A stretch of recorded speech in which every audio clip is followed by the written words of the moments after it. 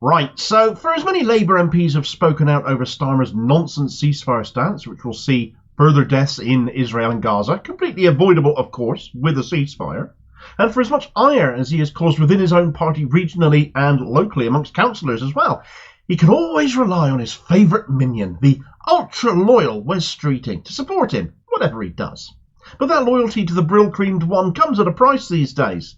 For Starmer's position, identical to the Tories as it is, being completely out of kilter with 76% of the general public, the voters, whose votes Labour expects, yet does absolutely nothing to actually appeal to them, voters taken for granted, who actually want a ceasefire. But if there's any demographic out there that won't stand for politicians' nonsense, and will call it out when they see it these days, it's definitely the younger voters and potential future voters, who arguably have never been more politicised by the way the Tories have run the country into the ground, but equally by a Labour opposition, a government in waiting as they like to think of themselves, who aren't offering anything different either. And the kids gave Wesley a message he ought to take heed of. But that was just the start of what amounted to be several very bad days for the Red Tory boy.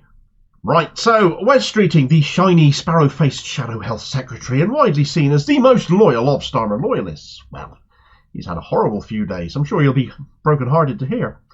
It all began last Friday. It should have been one of those nice constituency jobs, the MP visiting the local school. But it didn't go down that way at all. You see, kids aren't stupid. They're aware in a way they never have been as a generation before these days, never having really been ones to buy a newspaper, nor really ones to sit and watch the TV news, or go out of their way to do so. But being the generation that has grown up with the internet, with social media, they absorb what is happening in the world via that medium. And it's made them politically aware as a consequence. And when Streeting was going to talk at an assembly of some 17 or 18-year-olds, first-time voters, or those about to be, their response to him showed just how well-informed they actually are. Streeting was due to address students at Beale High School in Ilford, around 300 of them, quite a large assembly, but rather than get attentive students hanging on the words of a potential future minister, he got boycotted by many who refused to attend the assembly, or who walked out of the assembly when he turned up. He was due to speak, as I said, to around 300 students in the senior year. Instead, just 20 of them agreed to go. The school ended up having to send in younger year groups to fill the void. I'm sure they were fascinated. One student went on record as saying, "We heard Wes Streeting would be coming down to do a talk on university and personal statements. But as a year group, we wanted to show our support to those in Palestine." Keir Starmer stated he does not support calls for a ceasefire. None of us agreed with this, so collectively we showed our position by not attending. Collectivism in action. It's a beautiful thing. Now, Streeting electorally could be in a bit of bother by ardently backing Starmer's no ceasefire position, since the school, and indeed his constituency, has a not inconsiderable Muslim population. And of course it isn't just Muslims utterly disgusted by the Labour Party stance, but all those standing in solidarity with them, notably, but not exclusively of course, the Palestinian ones, against a Zionist narrative that has always been pushed by politicians in hoc with the Israeli state and those who push that foul political doctrine, which has led to so much fallout, so much violence and occupation, everything we've seen since the Nakba 75 years ago, that treats Palestinians as somehow less than human, and has warped whatever the state of Israel was intended to be into an apartheid regime that should be sanctioned and condemned for its treatment of a people, especially in Gaza, who are locked up in what amounts to a concentration camp. As one of the kids' parents put it, Israel's genocide of Gaza playing out before our eyes in real time, uncensored as social media shows. What the mainstream media would never show is politicising young people like nothing has before. The raw, unfiltered, shocking images that we in the West have always been insulated from over the years are now being revealed in stark terms. And it is shocking, it is upsetting, it is angering. And that anger is being directed at politicians who are being seen to be overtly backing this carrying on. Things got worse for Streeting on his home turf this week, though. On Tuesday, a couple of days ago, some 400 of his constituents, and they were far from just being Muslims and just being young people, but all were very much pro-Palestine activists, turned up to protest against the party position to demand that he, as one of Labour's staunchest pro-Israeli MPs, and of course an ardent Starmeroid, that he step aside. They want Streeting gone. These are activists, Wes. These aren't just lost votes. These will be people out campaigning against you because of the position you've taken on this. Going full I'm with Starmer means you've painted a target on your back that is seeing people now wanting you gone. Wes is, of course, amongst the Labour Friends of Israel group and naturally has benefited from donations in line with that, bought and paid for. A name that has cropped up in a number of my videos of late when I've spoken about donations and being pro-Israeli as a result is Trevor Chin. The Blairite donor who funded Starmer's leadership campaign is a chair on the Jewish Leadership Council. Wherever pro-Israel narratives are, he seems to be not too far away. And indeed that's the case with Wesley too, with Chin having paid for the office costs of the very office that these people were protesting outside of. So that's all the more reason to protest there, in my mind.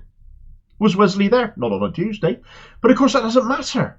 The sea of Palestinian flags on show was spread far and wide on social media. News that people are standing up for Palestine, as they've been demonstrating for weeks now, and it's not going away, all ahead of this week's Armistice Day march on the weekend. And then, of course, because these things always come in threes, don't they, he cropped up on Newsnight last night, faced with Victoria Derbyshire, and he had a well-deserved nightmare of an interview with her. When asked whether Israel was operating within international law with regards to its actions in Gaza, Streeting said, "I'm deeply disturbed by the number of civilian casualties, particularly the number of children and the stark warning from the United Nations we've seen today. I acknowledge that for Israel this is fiendishly difficult, because you've got Hamas, that embeds itself in civilian populations, uses buildings like schools and hospitals as bunkers to hide within. That's really difficult." You aren't answering the question, Wesley, and Victoria Derbyshire didn't like that, so she stopped him and asked again, is it within international law? Back on track, Wesley, spit it out, say the words. Well, he came back with, the Labour Party would urge Israel to remain within international law. Oh, get a little bit flustered then. That's not quite saying the same thing. That's not quite answering the question. He's getting closer, though. He's being pinned down on it. Derbyshire was going to go full dog with a bone over it, though, and she said it a third time. Is it, though, from what you've seen? Bunny caught in headlights time it was. She really wasn't pushing very hard. I thought this guy was supposed to be a good speaker, but then it's very hard to lie convincingly to someone who could smell a rat in a heartbeat, and there was very much a whiff of something verminous about Screechy by this point. He came back at her, though, with, "We're going to have to see as the facts emerge." If it was anyone else, I'd be saying to Derbyshire, I'll put him out of his misery, he's done. But no, let's not. It's Streeting, and she clearly felt likewise. She tried a different tack this time, though. She went on to say, "The UN says it is breaking international law. Amnesty says it is breaking international law. The Red Cross is saying it's breaking international law." And held it in the air. Silence. Presented with other opinions, Wesley. Go on, dig yourself out of this one. Weasel around this. Well, he said, accusations where Israel is being accused of breaking international law need to be properly investigated. And I think particularly when it comes to accusations of, for example, the use of white phosphorus that is prohibited under international law, when it comes to specific targets, schools, hospitals, protected under international law, the complication comes in when Hamas are using those buildings as facilities to launch attacks. But in terms of the scale of civilian loss of life, I will understand why people are calling for an immediate ceasefire. But we've got to be really realistic about this. When you've got Hamas, which is threatening to carry out the same sort of attacks again and again, and an Israeli government that is saying we've got to take out Hamas, we're not going to see a ceasefire soon enough to save lives. Humanitarian pauses could save lives in a way it did just the other night, when Jordan did an airdrop of aid in. Israel ceased fire overnight to get the aid in. That's the practical difference that can be made. It's not a panacea, but it is the immediate humanitarian response that the people of Gaza desperately need.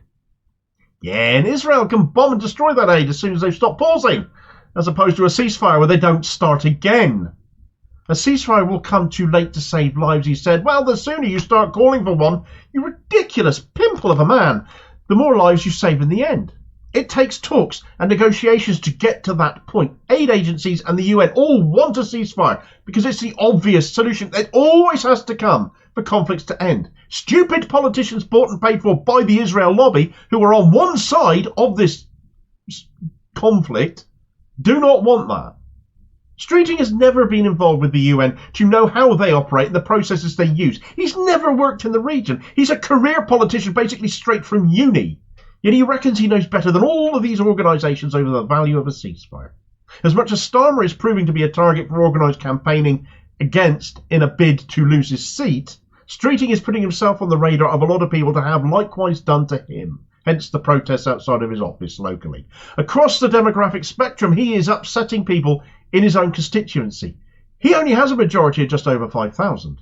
He could easily lose his seat with a concerted effort if people really want him gone. And it doesn't seem to be dawning on him any more than his boss that this is becoming a bigger and bigger issue amongst voters.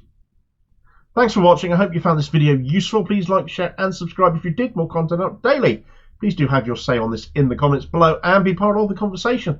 Meanwhile, here's a video recommendation where Starmer's position on a ceasefire to his front benchers now is you will be sacked for formally backing one again, triggering the first resignation from that front bench, and I'll hopefully see you on the next vid. Cheers, folks.